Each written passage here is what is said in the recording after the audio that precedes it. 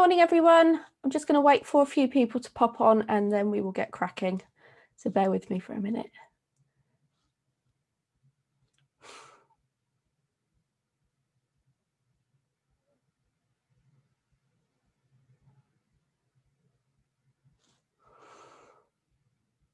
Just give everybody another 30 seconds or so to pop on. We've got absolutely masses of you this morning, which is absolutely lovely. So we've got 72 as it stands, which is fantastic. It's going to be a good session.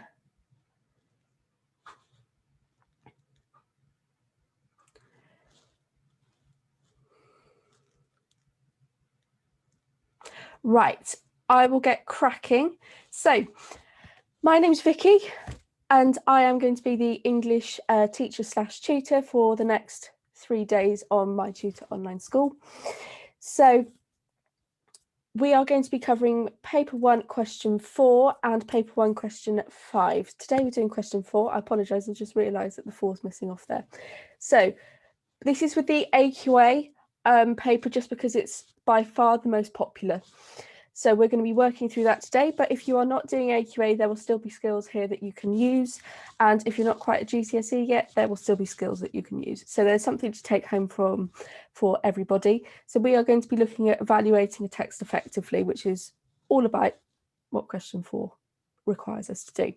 So if you haven't met me before, we did the online school over the summer when schools were closed, and I did the online school then. But if you haven't met me before, my name's Vicki. My undergrad degree was English Language and Linguistics. I trained as an English teacher, graduated a year and a half ago. And I've done over 650 lessons with MyTutor individual lessons. With everything else that I've done in that time, I've done over 750. I've just done over 650 in a year, so I'm a busy bee. So we will get cracking today then. So learning objectives for today, understand what critical evaluation is and how to answer paper 1 question 4. So I'm just going to sort of run through the sorts of things that you might expect to come across, what question 4 looks like, how much time you should be spending on it, what the mark scheme is, those sorts of things. Before I get cracking, I'm just going to check on the chat. So if you've got any questions, please pop them in the chat and I will do my best to get round to them. What I tend to do in these sessions is I sort of check every few minutes to see if there's any questions that have popped up. There is the raise your hand function on this. Now, we can't actually allow you to sort of pop on quickly and ask me a question on the video, but you can pop everything that you want to on the chat or in the Q&A section. So you can do either of those. I really don't mind. So paper 1 question 4. So you have a whole text for your paper 1, which is creative writing, fiction. Good to bear in mind, paper 1 is fiction, paper 2 non-fiction. So you won't be looking at all of the text, which is really important. You will focus this part of your answer on usually the second part of the source from line 20 to the end, and the lines will be numbered for you. Really important to make sure that you do not use any evidence outside of there, because otherwise you won't be given credit for it. You will then be given something along the lines of a statement said either by a student, a teacher, or just something along those lines. Doesn't really matter who's saying it, where they say, I think that in this, such and such does this, and therefore this happens. Something along those lines. I'm going to show you some answers of past exam papers in a minute. You then are asked, to what extent do you agree? So generally, these are set up for you to agree. You can disagree if you want to, and that is absolutely fine. However, it is important to note that you will not get any extra marks for disagreeing because it's harder. So my advice for when it comes to paper 1 question 4 is to choose a agree or disagree based on how much you can write. If it is not your actual opinion, They're not going to come and find you and say, why did you agree or disagree with this? If you think, well, I disagree, but I can only find maybe 2 points that I can write about here, you need more than that. So you could go instead for slightly agree, and you could talk about why you don't strongly agree instead. So we've got a little bit of a debate, and you can sort of be on that continuum sort of here rather than here. So that's important to remember. What's really nice is that they give you bullet points in what you should be talking about. So you will get something along the lines of write about your own impressions or write about what you consider, and then you'll get something that's specific to the question. Evaluate how the writer does something that's specific to the question, and the final bullet point always stays the same. Support your opinions with references to the text. Right, let me quickly look on the chat.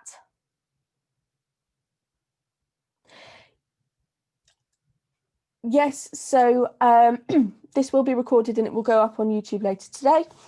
And for Edexcel, just take away evaluative skills. We're going to be talking a little bit about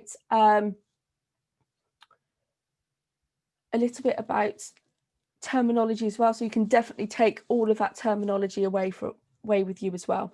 So there's absolutely loads that you can take away. How I'm styling it for this particular exam board, Edexcel generally doesn't require quite as in-depth analysis, but that will definitely still be helpful because you still need to evaluate. We aren't going to be doing language paper 2 this week, we're just doing paper 1. This is for the AQA specification, and Tobias has got in there before I have, and this question is worth 20 marks and around 25 minutes to do that. So this is what previous exams have said you can talk about. So your paper 1 question 2, you have evaluating language. So that could be talking about words and phrases, language devices and features, and sentence forms. That's what you get to talk about for question 2. Question 3, you have structural features. So anything to do with structure or focus, change of focus, perspective, anything along those lines. So you can talk about anything that you've talked about in paper 1, question 2, or question 3. However, how you are tackling it is slightly different, but essentially you can talk about anything in this. You've just got to make sure you evaluate what you are saying. So in terms of previous exams, this is what I've compiled from past papers as to the sorts of things that could have been spoken about. So here you can see a load of different language devices, structural devices, and generally just some really interesting things that you could have a chat about in your question 4. The summer videos are indeed on YouTube. They are all up there. The lesson will be an hour and it will be the same for each day. Brilliant. I thought somebody would ask me what is an epiphany. I have absolutely no idea about the GCSEs being cancelled, so I'm not going to comment. Right, okay, so we've got a few different peeps coming in with different exam boards. So WJEC Educas is, I don't want to say easier. I think it asks you to look at more of a variety of skills. However, with WJEC, it is the questions are smaller and the level of analysis and the level of detail that you have to go in isn't quite as much as you would to be able to access the top marks in AQA. I think the same goes for OCR, and GCSE Cambridge is a really funny beast and I don't know too much about it, so I'm not going to comment on that one. Right, okay, let's get back to epiphany. So an epiphany is a realization. So for example, the one I can think of is in the Simpsons movie. So Homer decides to let his family go and he sort of runs off because he's essentially sort of wronged them. So he ends up going off and then he finds a Native American lady who is referred to in the film as the boob lady. and they do some sort of spiritual stuff together, and then he realizes that actually he needs to go back and save his family and he's being a coward. So it's sort of an immediate, really strong realization. Right. Juxtaposition.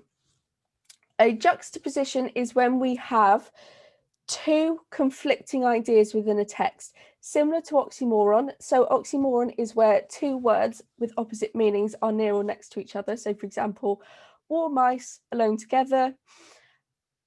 Juxtaposition is to do with contradicting ideas. So it's bigger, it's more on sentence and paragraph level than it is on words level. So that's what a juxtaposition is. Right, I think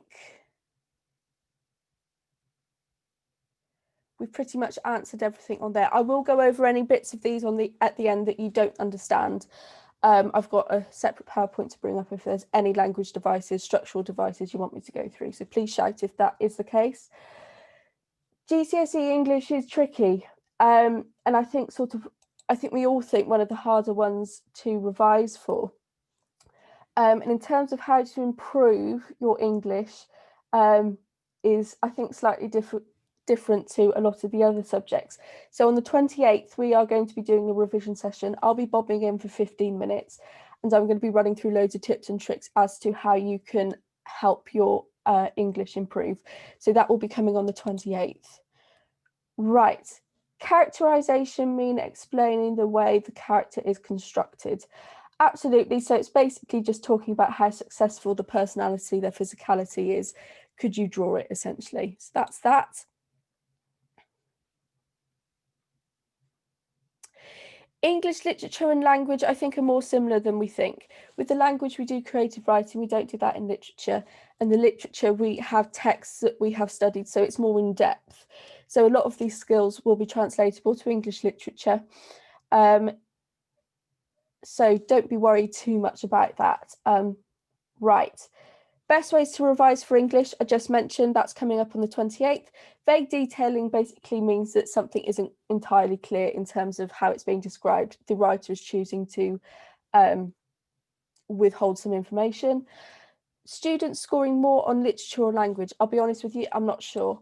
Right, so I am going to crack on and we'll do some more questions at the end. Okie doke. So essentially, you can talk about anything for question 2 or question 3, as I mentioned, but you've got to make sure that you evaluate them. And this is how they are different in terms of the mark scheme. So with question 2, you are looking at assessment focus 2. So explain, comment and analyse how the writer's use of language and structure to achieve effects and influence readers. Use subject terminology. Now with this one, we're evaluating texts critically. So essentially we're pulling them apart, creating a debate. With question 2 and 3, we're more talking about interpretation. And then appropriate textual references there just means including your quotations, which is really important. And I'm sure loads of you know to do that already. So this is what they've looked like in previous exams. So for this one, you've got a student having read this section of the text said the writer brings very different characters to life for the reader. It is as if you are inside the coach with them. So you usually get given sort of 2 halves to this statement. So I've put them in red, so very different characters to life. You are inside the coach with them, and they usually correlate to the 2 bullet points at the bottom. Write your own impressions about the characters. So that's the first statement, and how the writer creates these impressions, which is sort of first and second statement. And then it's pretty much similar all the way through. So this part of the story, set in a hat shop, shows that the red-haired girl has many advantages in life, and I think Roosevelt is right to be angry. Again, correlates, so your own impressions of the red-haired girl, evaluate how Roosevelt's reaction to the red-headed girl is. And the same for these, so very mysterious and suggests her discovery may be life-changing, and they all correlate. I'm not going to worry about going through all of those with you. Right, so a couple of little sort of, I suppose, housekeeping before you get cracking with these. So this is a 20 marker. So your paper is out of 80. So this is 25% of your marks and 12.5% for your GCSE English language overall. So First thing I would do is rule off the section that you have been given to make sure that you aren't talking about anything outside of that, because you won't be looking at the entirety of the text. So that's really important to do. And the other one is to, I suppose, sort of make sure you've read the text entirely so you understand it. Today I haven't got a really long piece of text. I've just picked out the section we're going to look at, so we're not going to worry about the rest of it. And the general advice is writing 2 to 3 sides of paper. So I've tried to write 2 paragraphs for each part, so each of those segments, each of those phrases. When I say that at a bare minimum, really, because 2 to 3 sides with paragraphs, so we're talking half a page for a paragraph, is really good going. So that might be the case for you, and then we've got to allow for whether your handwriting is really small, whether your handwriting is really big. So generally bear in mind that this is a 20 marker, and if you are doing well for time, keep an eye on the clock and you've gone, right, okay, I've written my 4 paragraphs here, I've still got another 7 or 8 minutes left. See if you can find another point and bulk it out. But remember, quality over quantity, and make sure you are using language from the bullet points as well, which is really important. Right, so I've chosen something Christmassy today. So we are going to be looking at A Christmas Carol. I've put a little disclaimer in that bubble at the bottom. So in your exam, you will be very, very, very unlikely to come across a text that you have read before. It definitely won't be a set text that you are studying in English literature. So if you are doing GCSE English literature and one of your set texts is A Christmas Carol, which is one of the most popular ones, the other most popular is Jekyll and Hyde, then for the rest of this lesson, I would like you to put aside all of the knowledge you have about that novella apart from what we are reading. So put that all to the back of your head and compartmentalize it, essentially, because we've got to pretend that this is the first time you've ever seen this text. But I wanted to choose something Christmassy, hence why I've gone for A Christmas Carol. So if that is you, try and pretend you've never heard of A Christmas Carol and what it's all about before. So you would always be given some detail, some context, which is really helpful. So this extract is taken from A Christmas Carol by Charles Dickens. You would always be told the author and the year it was published in 1843. It's unlikely that you will get a 19th century text for your paper 1. You definitely will in your paper 2. But it's good to be prepared for all eventualities. So the narrative follows the life of a man named Scrooge who has no Christmas spirit. This extract is taken from the beginning of the novella. So you're given a little bit of detail as to sort of what is going on in this passage, but importantly, the things that you should be making note of are year it's published, the name of the text, the name of the author, and where it is taken from the text. Can somebody please tell me what a novella is? And I'll answer a couple of questions as well.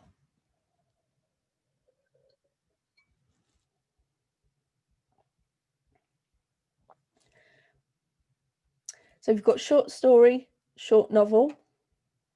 Interesting. Fab. Right. The AOs are slightly different in literature because you're doing slightly different things, because you're prepared for the texts that are coming at you apart from the unseen poetry.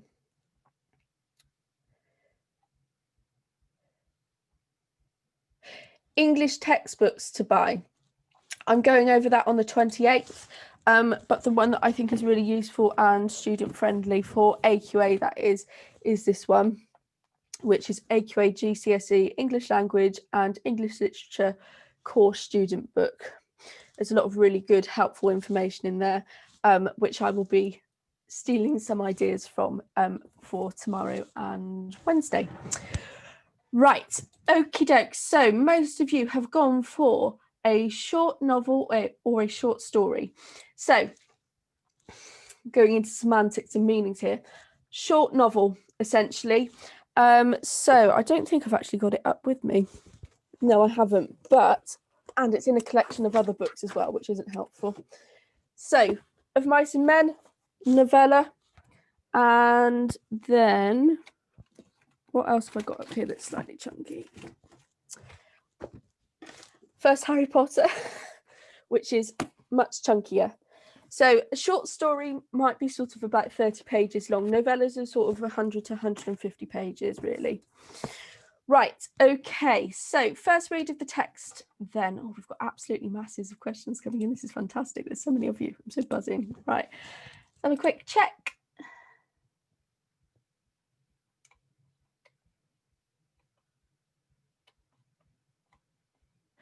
Right, everybody's asking each other how old they are. Right, okay, can we please keep to asking me questions in the chat rather than chatting to each other? I know it's very interesting, but it's not helpful for me in terms of finding out what you guys need to know. CGP, yeah, is good as well. Right, okay, let's have a first read of our text. Let me grab my graphics tablet. Right, so first text read, we are literally just going to read it and then we'll look at the question. So most of this is dialogue. Now, there was a paper about Tyrannosaurus Rex. I can't remember what it was called and when it was. It's a relatively recent one, which had masses of dialogue in it, which is unusual, but they can do that. So being prepared for dialogue is a good thing. So, a Merry Christmas, Uncle, God save you, cried a cheerful voice. It was the voice of Scrooge's nephew, who came upon so quickly that this was the first intimation he had of his approach. Bah, said Scrooge, humbug. He had so heated himself with rapid walking in the fog and frost, the nephew of Scrooge's, that he was all aglow. His face was ruddy and handsome, his eyes sparkled, and his breath smoked again. Christmas a humbug, Uncle, said Scrooge's nephew. You don't mean that, I'm sure. I do, said Scrooge. Merry Christmas. What right have you to be merry? What reason have you to be merry? You're poor enough. Come then, returned the nephew gaily. What right have you to be dismal? What reason have you to be morose? You're rich enough. Scrooge, having no better answer ready on the spur of the moment, said, bah, again, and then followed it up with humbug. Don't be cross, Uncle, said the nephew. What else can I be, returned the uncle, when I live in such a world of fools as this Merry Christmas? Out upon Merry Christmas. What's Christmas time to you but a time for paying bills without money, a time for finding yourself a year older but not an hour richer, a time for balancing your books and having every item in them through a round dozen of months presented dead against you. If I could work my will, said Scrooge indignantly, every idiot who goes around with Merry Christmas on his lips should be boiled with his own pudding and buried with a stake of holly through his heart. He should. Uncle, pleaded the nephew. Nephew, returned the uncle sternly, keep Christmas in your own way and let me keep it in mine. Right, let's have a look at what you guys say. Right. Why do we need to put aside our knowledge for the rest of the story? Because we are approaching this from an English language perspective. So in your English language exam, you will not have seen the text before, hence why I want you to sort of ignore what you know for the time being. I will make it slightly bigger for you. Yes, I apologise. And what was the other thing that I was going to say? Christmas Carol not cancelled for GCSEs. Right, yes. So what is happening is that your teachers get to choose one unit that you will not be doing. So for your English literature, you have a Shakespeare play, you have a 19th century text, you have a 20th or 21st century text. I haven't got my teeth in today. And the poetry bundle. So because of the time you missed over the summer and the spring that you weren't getting the content you should have been getting, your teachers get to choose one of those which you no longer do. So some of you, your schools might have chosen for you not to do your 19th century text and you'll be doing your Shakespeare, your 20th, 21st century and your poetry bundle instead. So you will be doing 3 out of those 4 now. Originally you would have been doing all 4, but that's the sort of compensation you're getting. No, absolutely don't leave this session because it's still really helpful and we're going to be sort of looking at how to analyse. Yeah, so some schools, a lot of schools have gone for not doing poems, which I think is a shame because I think the poems are great. Right, okay, let's move on. So, second read, this is what our question looks like. So a student said this part of the story where Scrooge and Fred are discussing Christmas. So you always get something like this part of the story and then it explains what's happening in the story, which is sort of helpful in surmising what's going on. Shows that Scrooge detests Christmas, so that's point number one, and is deliberately rude to his nephew because of his Christmas spirit. So we've got point number one here and point number two here. Those are our two statements. To what extent do you agree? That always stays the same. In your response, you could. When it says could, it means you must. It's there as, it's very polite in the way that they say it, shall I say. So, consider your own impressions of Scrooge and his reaction to his nephew and evaluate how the writer conveys Scrooge's personality. Now, with these bullet points, you can usually roll them into each other, which is helpful. As you can talk about a bit about both of those bullet points, you will always do you should always be doing the third bullet point in all of your paragraphs. So, second read of the text, I am going to go through and highlight and colour code as we go. And I apologise to anyone who is colourblind. So let's go for, that looks purple on there, which isn't helpful. So let's go for our dark blue on there, and hopefully I'll get two colours which are very different to each other, so anyone who is colourblind can still see the difference. Right, so we've got a blue and a orange. Right, before we get cracking on that, I've got a little Mentimeter for you. So statement one, Scrooge detests Christmas, and statement two, Scrooge is deliberately rude to his nephew because of his Christmas spirit. So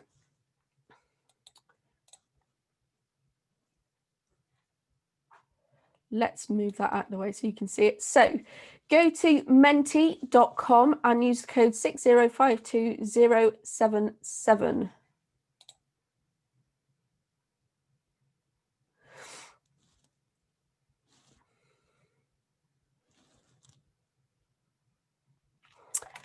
That's annoying. Why isn't it working? Ah, that's not helpful at all, is it? Right.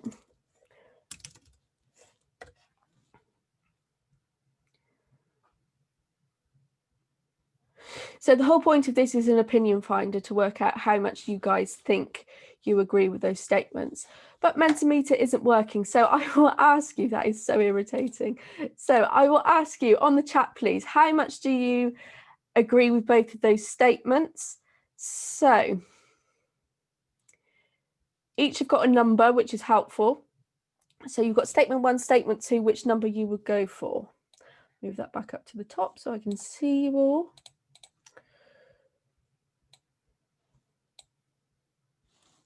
Interesting, so a lot of fives. Interesting.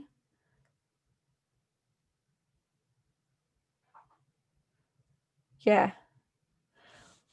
Okay. Yeah, I think there's definitely some mileage in actually discussing why Scrooge detests Christmas and what that might tell us about his personality. So I think there's room to sort of play around with that one. Interesting. So I was expecting the vast majority of you to go for 5. Exactly. Hate for Christmas could stem from past experience. And I think we could say that about most things, couldn't we? If someone has an ill feeling towards something, there's usually something that is the root of that belief, that feeling. But again, we've got to bear in mind that we don't know Scrooge's backstory, or at least we're putting that to the back of our mind and not using it here. Fab. We've got a lot of 5s going on. Lovely. Right. Okie doke. I'm sorry that didn't work, guys. I'm really disappointed. I really like that little Pentameter. So I've gone for blue for our Scrooge detests Christmas and is deliberately rude is orange. So let me blow this up a bit so you can see it. Right.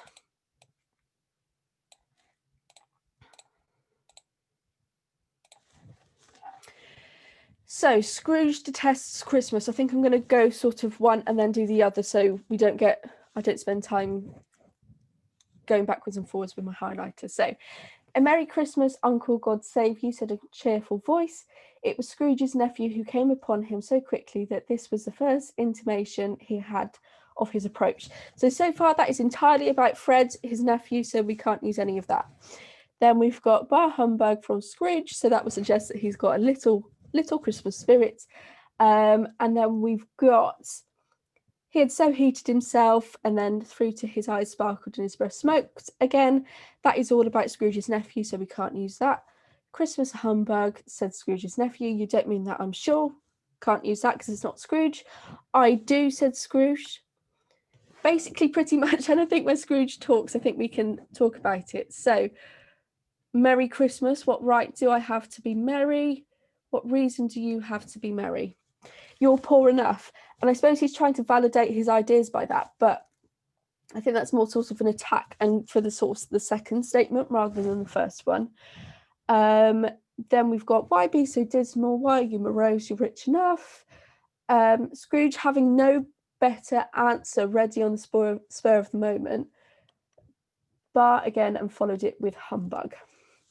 So you've got that repetition, but essentially I think we've got a really nice thing to go for our second statement in that sentence.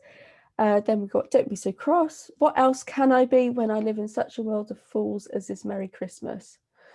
So all of this, we've got Merry Christmas, and then we've got paying bills. I think this is more sort of to do with substantiating his feelings rather than actually saying that he detests Christmas. He's trying to give a reason for it.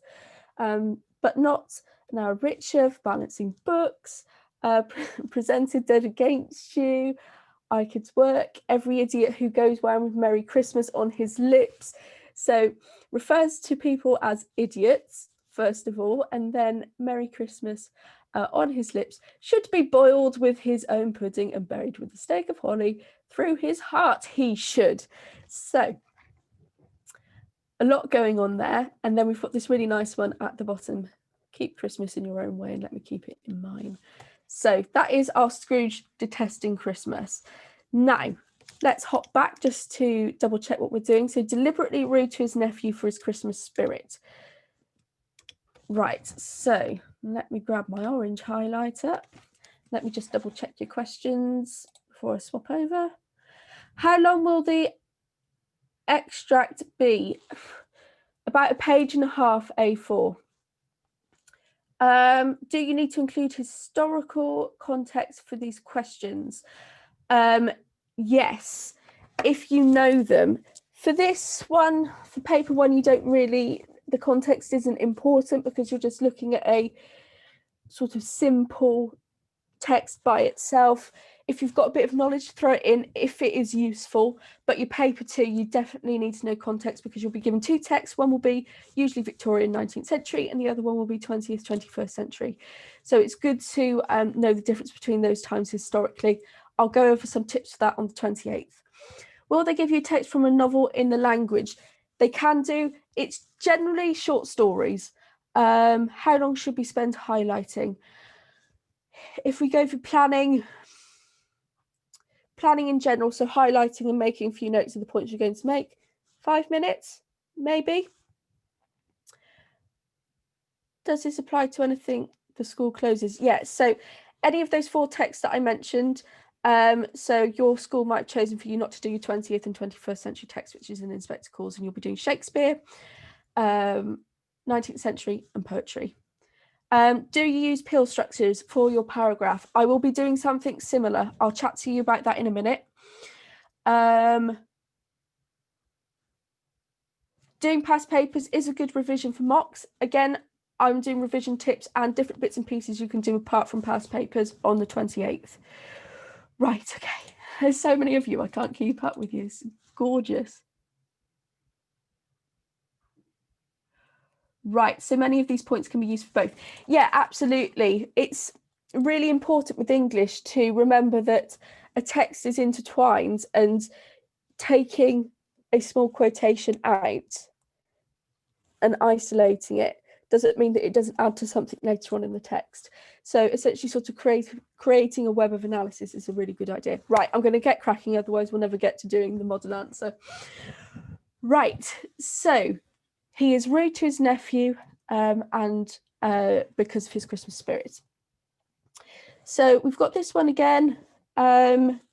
And then, what right have you to be buried? You're poor enough. This is actually quite attacking, I think, and really, really rude to say you're poor enough. Why are you happy? Like, you should be really miserable.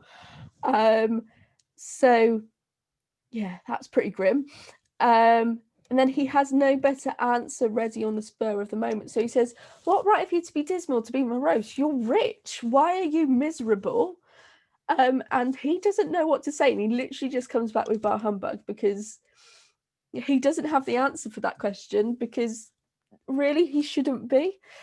Right. And then his nephew replies, don't be cross, uncle. And he's very quick to snap back and say, what else can I be? And then for this one, I think we could use this one again.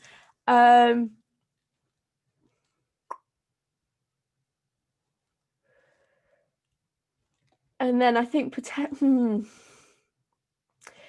direct addressed here, I would say, is sort of directly at Fred, so we could use that as well. And then the bit at the bottom, so potentially nephew, you could talk about the exclamation mark, and definitely this one here. Right, so, okay. Let's move on. So I've chosen a quotation each for each statement. So I've chosen keep Christmas in your own way and let me keep it in mine for showing Scrooge is rude. And Scrooge detesting Christmas, what right have you to be merry? What reason have you to be merry?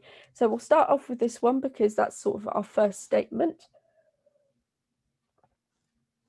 So as I mentioned earlier, you can talk about any writer's methods. So what we mean by writer's methods are language devices, sentence forms, structural features, pretty much how the text is presented in general. You can talk about anything that the writer actively chooses to do.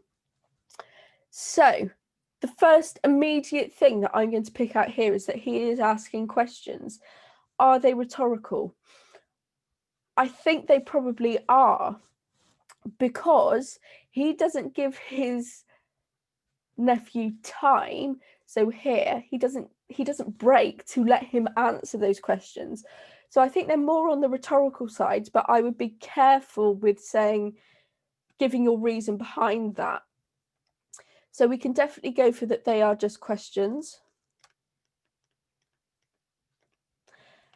And the posh word for questions, does anyone know? So I was going to give you another example of what I mean by that. So we could have declarative sentences, which are sentences which just present a statement. And we could have exclamatives, which are sentences that end in exclamation marks. Interrogative, fantastic. Yeah, interrogative, be careful how you're spelling rhetorical there as well. No Kahoot today. I have got a model answer for you coming up. So, interrogative. So an interrogative literally just means a sentence that has a question in it. So the way to remember that is interrogate. To interrogate somebody is to ask them lots of questions. So you could just go for questions, interrogatives. You could potentially make an argument for rhetorical questions as well, but I would make that clear as to why you are making that assumption. The next big thing is that essentially most of this stays the same. So the structure is almost identical. So we've got repetition, which is important, and we could also refer to syntax. Can anybody tell me what I mean by syntax? Which is spelt like that. Really odd word to spell.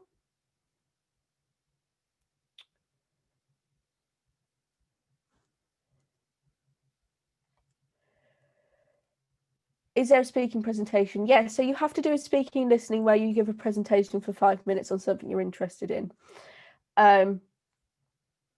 You have to do it. It doesn't actually count towards your grades, but if you don't do it, then you can't pass. Types of sentences, very, very close. Fantastic to Rajiv. So the order of a sentence. So how a sentence is made up, essentially. A lot of you were very much on the right lines with sentence forms. It's not quite. Syntax, I wouldn't worry about too much in terms of getting head around it for GCSE. I'd be very impressed if you did, but it's something that we tend to sort of start looking at AS. But interesting nonetheless to know. So we've got this repetition. We've also got direct address. Whoops, why is my pen not working? So we've got direct address going on. It's not a good time to it's not a good time to stop working, computer. Direct address. Lovely. Right, so we've got lots of different things going on there, but essentially the only thing that is changing is right and reason. Once we've worked out what the writer's methods are, so we've ticked this bubble off, we then need to consider our impressions and evaluate what the writer is doing. So why do it? How is this helpful? So essentially, this is showing us that Scrooge is incredibly stubborn, and Merry we associate with Christmas. Really, we don't really use Merry any other time apart from Christmas. And I think it's sort of declining a little bit. We tend to say Happy Christmas quite a lot rather than Merry Christmas these days. So we could talk about the connotations with Merry. Connotations is a fancy word for saying what I think of when I hear this word. Connotations is a really nice one to know for your GCSEs, because you are probably going to talk about connotations at some point in your zooming in on particular words. So really, really good one to get down and learn. So we've talked about our characterization and our personality, and we could also talk about it being essentially sort of quite threatening and attacking as well, and showing sort of his disgust and his distaste for Christmas and not understanding why people enjoy it. So that's essentially what we could potentially comment on with that. And then our quotation from how Scrooge is rude. Let me just double check that isn't. No, it isn't. I was worried that it was a exclamative sentence, and it's not. So keep Christmas in your own way and let me keep it in mine. So can anyone tell me what any writer's methods are? So language devices, anything to do with structure. What could we say about this? Remember, this comes at the end of our text. Why do you think I've chosen to end our text here? What message does it send?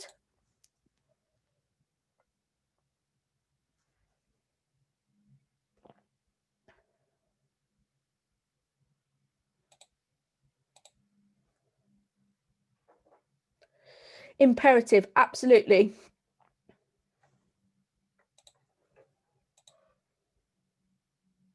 He is being dismissive as well, so silencing, absolutely.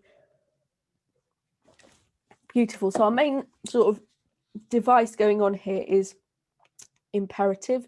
So for those of you who don't know what an imperative is a command. So shut the door, close the window. We might sort of dress it in sort of a polite way. So please, can you shut the window? But essentially you are still saying shut the window. Right. We've also got essentially a little bit of a juxtaposition going on in here. So his idea of Christmas and how to celebrate it is very different to how he thinks his nephew tackles Christmas and how he celebrates it. So we could go for imperative and juxtaposition. Those are pretty much all we can get in there for writers' methods. And then in terms of impressions and evaluate, essentially, he's being what we call very face threatening, in that he's being rude. He's essentially making people feel that he's unfriendly, he's unkind, he is unwilling to debate the idea, he is unwilling to accept other people's differences. and therefore that makes us develop opinions of Scrooge that he's essentially a really miserable person and probably not someone to be around the festive season. Yep, repetition of keep as well. Thank you very much for that. Accusing tone. I imagine that's here, who is my student. So morning to you if that is you. Right. Let's put our repetition in gaining leadership. Tell you what, let's not go for gaining leadership. Let's talk about power. So sort of hierarchically here, he is older. So we could suggest something about the age difference. And he is sort of above him in terms of family hierarchy, and that he's an uncle rather than the nephew who's being rude. And accusing, which was from here. Fab. Right. Okay, so how are we doing for time? Right. I don't think I will live model. I think I will just show it to you what I've written. So on paper, because it's typed, it doesn't look as much as you would perhaps expect it to, and I can't find where I printed it off. Doesn't matter. So what I've gone for is I've just done 2 really meaty paragraphs on each one. So what I'm going to do is I've first of all run through it. Oh, that's really nice. So thinking that Scrooge's place in society. Fabulous. Right, so what I'll do is I'll just read through it and then I'll talk you through my first paragraph and the sorts of things I'm doing, and then I will talk about Peel and what I've done and how that links. So I strongly agree with this statement, as throughout the extract provided, Scrooge maintains his dislike and quite likely hate for Christmas, as he is unable to understand why one would want to celebrate the festival. What right have you to be merry? What reason have you to be merry? These 2 interrogatives show not only Scrooge's lack of understanding of the celebration, but also the unfriendly nature of his personality. In particular, the writer's choice to repeat parts of the question. I proofread it as well and I missed something. The writer's choice to repeat parts of the question emphasise his lack of movement on the subject. What ... have you to be merry? The adjective merry has incredibly positive connotations, and in modern times it's heavily associated with Christmas. By denouncing and being unable to see reason to be merry, Scrooge clearly presents his view on the matter. Despite Fred providing a variety of reasons as to why Scrooge should rejoice in Christmas, Scrooge is rather stubborn and unable to produce a convincing argument. Scrooge having no better answer ready on the spur of the moment. By having such a one-sided argument, with Fred taking the majority of the dialogue in this extract, Dickens is able to show Scrooge's inability to accept the thoughts of others and be welcoming of viewpoints. Despite his saying very little, his silence speaks volumes. Scrooge continues his misery and rudeness towards his nephew by stamping his authority on the conversation.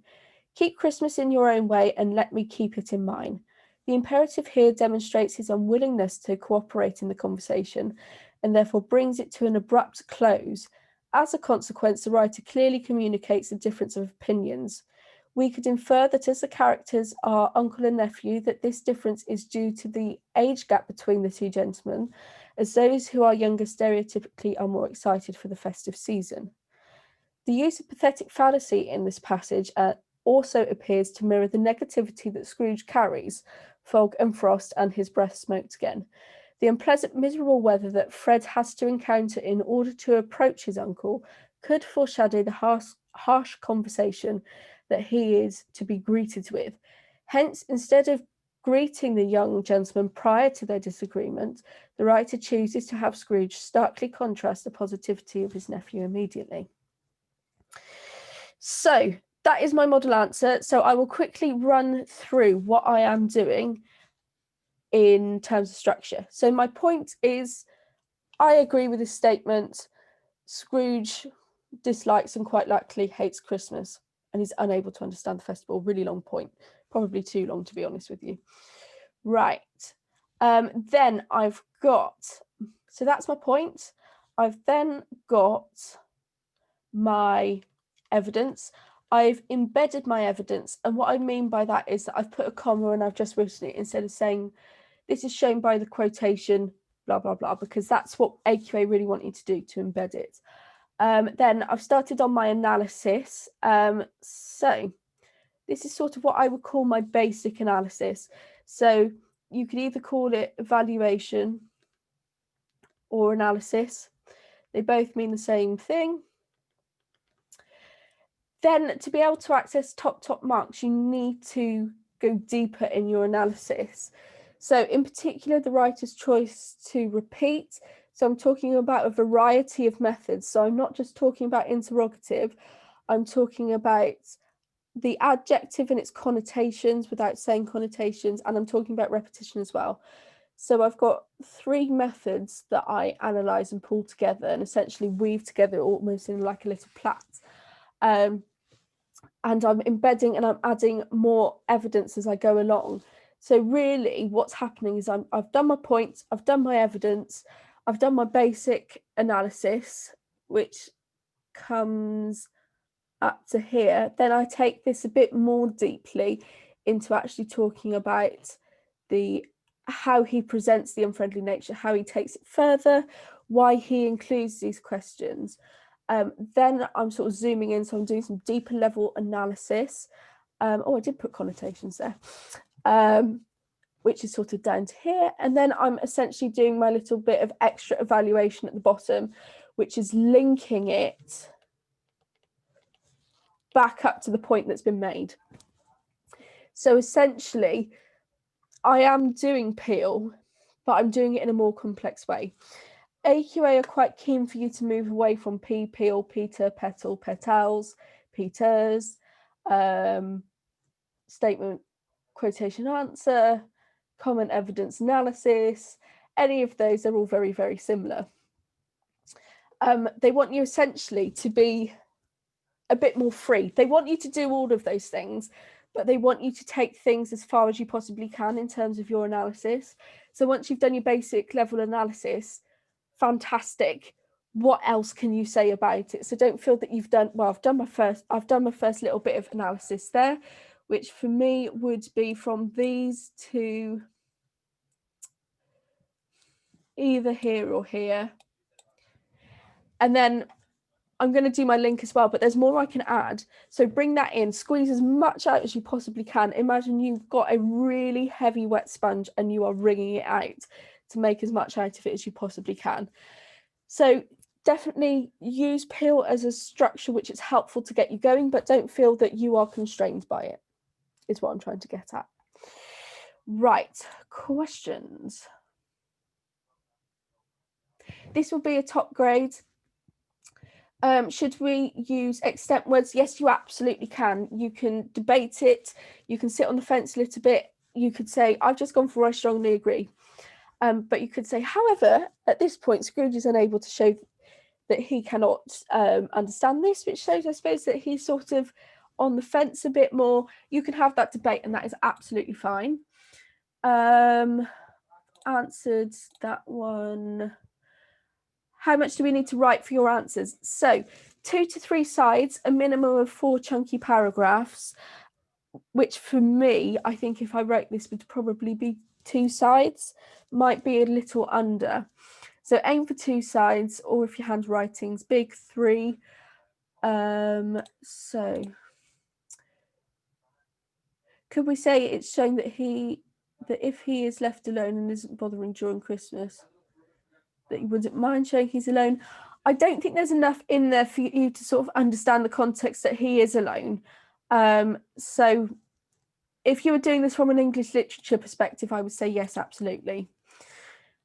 This session ends in 6 minutes. What paper is this question coming from? AQA paper 1, question 4. Point, evidence, explain, language. You will do language probably in your explain or your evidence. It's usually link that L stands for.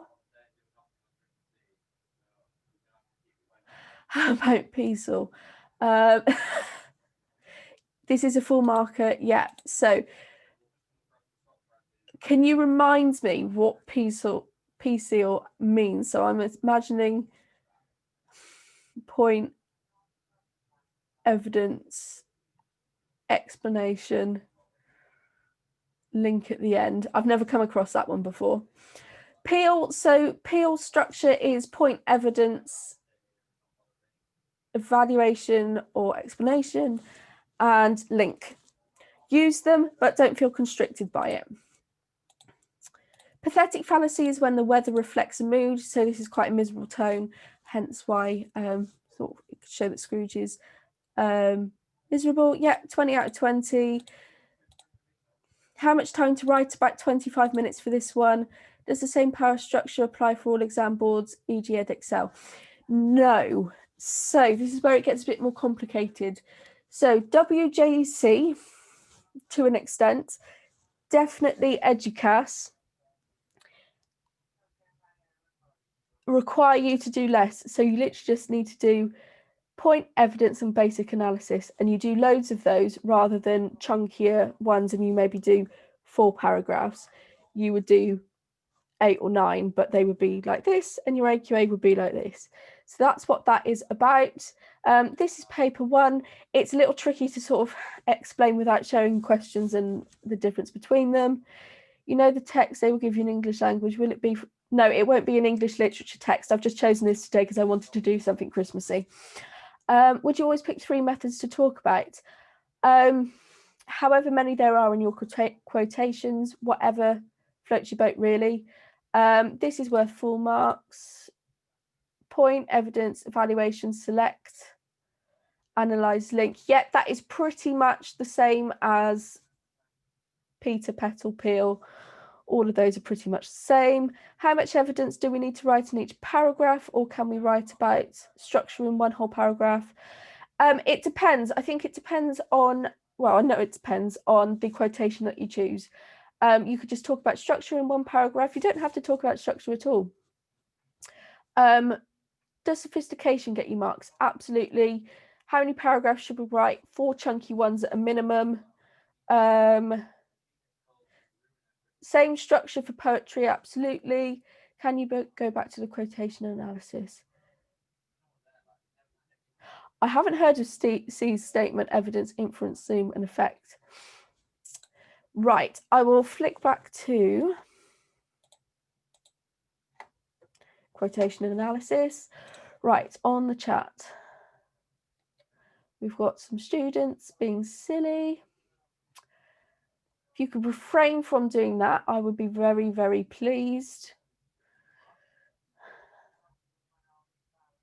Is paper 1 the hardest paper, or 3? We don't have a paper 3. They're all supposed to be of the same difficulty. Right, okay, so I think I've pretty much answered all the questions. So the one thing I was just talking about, I will go back to slide 4.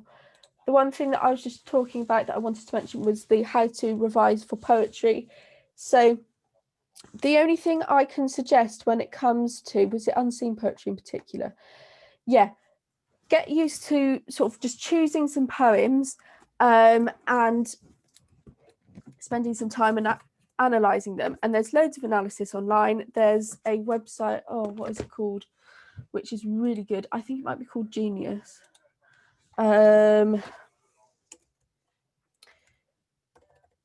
Poetry analysis. Let's go for exposure.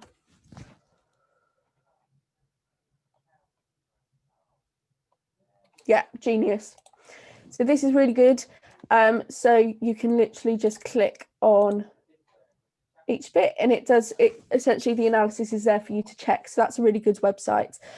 This is a really lovely book that I bought at the beginning of this year, which has a poem for every week. There's some really cracking nice ones in there to have a crack at if you wanted to just sort of pick up a poetry book. That's a year of reading aloud, 52 poems to learn and love. And apparently that's £15 to buy off the shelf. I paid probably a third of that. Right, okie doke. So I think, yeah, Mr. Bruff is fantastic as well.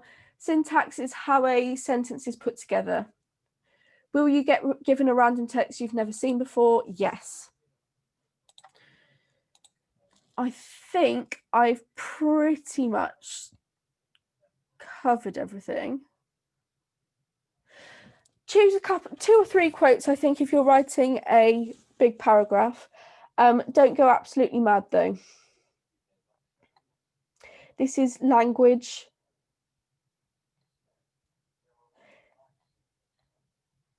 Yeah, you can use peasels as well. It's all very similar. Yeah, this will all be applied to a random text. Right, so we are going to have to come to an end, lovelies. Thank you so much. There are so many of you. It's been so lovely to see so many. Tomorrow we will be doing paper 1 question 5. And we will be doing narrative writing, and then on Wednesday we'll be doing descriptive writing. Same time, same place. See you then. Is there anything you wanted to add, Olivia? No, that's everything. Thanks so much, Vicky. Lovely. Thank you, guys. Have a good day.